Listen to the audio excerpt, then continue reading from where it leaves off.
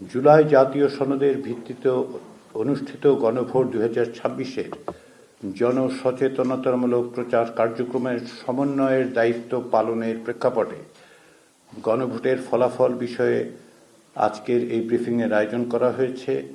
এতে আপনাদের উপস্থিতির জন্য আন্তরিক ধন্যবাদ।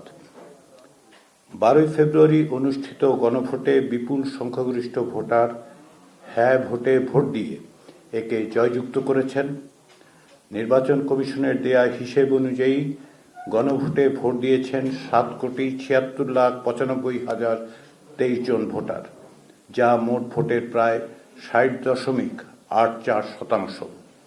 এর মধ্যে 4,82,660,000 জন হ্যাঁ ভোট দিয়েছেন, যা কাস্ট হওয়া মোট ভোটের 68.06%। না ভোট দিয়েছেন 2,20,71,726 জন ভোটার, যা কাস্ট হওয়া ভোটের প্রায় 31%। লক্ষণীয় যে ভোটারদের 60%-এরও বেশি গণভোটে অংশ নিয়েছেন এবং তা জাতীয় সংসদের নির্বাচনের চেয়েও 1% বেশি। বাংলাদেশের নাগরিকরা অত্যন্ত সুস্পষ্ট এবং দ্বিধাহীনভাবে জুলাই জাতীয় সনদের সংবিধান সংস্কারের প্রস্তাবসমূহের অনুকূলে তাদের রায় দিয়েছেন।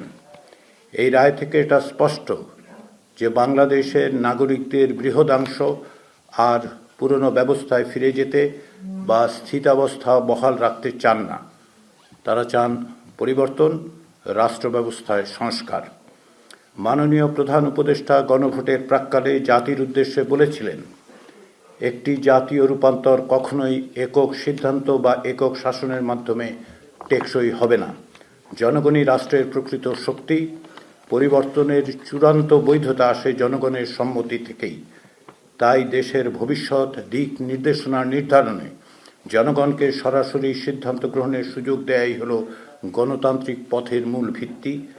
এই লক্ষ্যেই আমরা গণভোটের আয়োজন করেছি, যাতে দেশের ভবিষ্যৎ সংস্কারের দিশা নির্ধারণে জনগণ সরাসরি নিজেদের মত প্রকাশ করতে পারেন। জনগণ তাঁর আহ্বানে সাড়া দিয়েছেন। সংস্কারের পক্ষে জনরায় এসেছে। গণভোটে দেয়া জনগণের রায়কে কেবল সংখ্যার বিবেচনায় দেখলেই হবে না। জনগণের এই রায় হচ্ছে 2024 সালের জুলাই আগস্টের গণ অভ্যুত্থানে যারা প্রাণ দিয়েছেন, যারা আহত হয়েছেন, যারা অকুত ভয়ে লড়াই করেছেন, তারা আমাদের ওপর যে দায়িত্ব অর্পণ করেছেন তার স্বীকৃতি।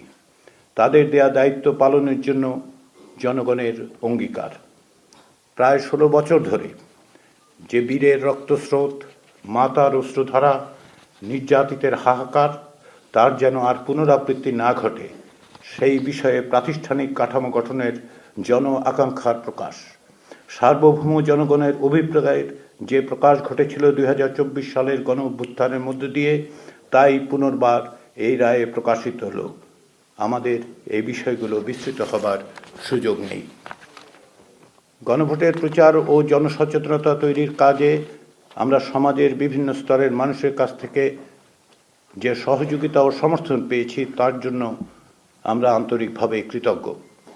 রাজনৈতিক দলসমূহ, প্রশাসনের কর্মকর্তা ও কর্মচারীবৃন্দ, জনসমাজ বা সিভিল সোসাইটির সদস্য ও গ্রামাঞ্চলের বেসরকারি উন্নয়ন সংস্থাগুলো প্রচারের কাজে ব্যাপকভাবে সাহায্য করেছেন।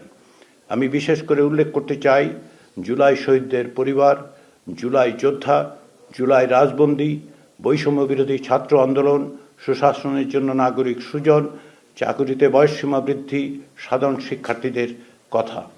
তাঁরা স্বতঃপ্রণোদিত হয়ে সংগঠিতভাবে প্রচার চালিয়েছেন। আমাদের দপ্তরের কর্মচারী ও কর্মকর্তারা অত্যন্ত নিষ্ঠার সঙ্গে অকুণ্ঠ চিত্তে অতিরিক্ত সময় এবং শ্রম দিয়েছেন।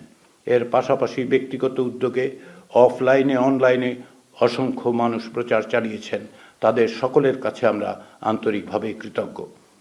সংস্কৃতি বিষয়ক উপদেষ্টা মোস্তফা ফারুকীর নেতৃত্বে তার সহযোগীরা প্রচার ভিডিও তৈরির মাধ্যমে অনলাইনে ভোটারদের উদ্বুদ্ধ করেছেন এবং ভোটের গাড়ির মাধ্যমে তা গ্রামান্তরের মানুষের কাছে সেই বার্তা পৌঁছে দিয়েছেন।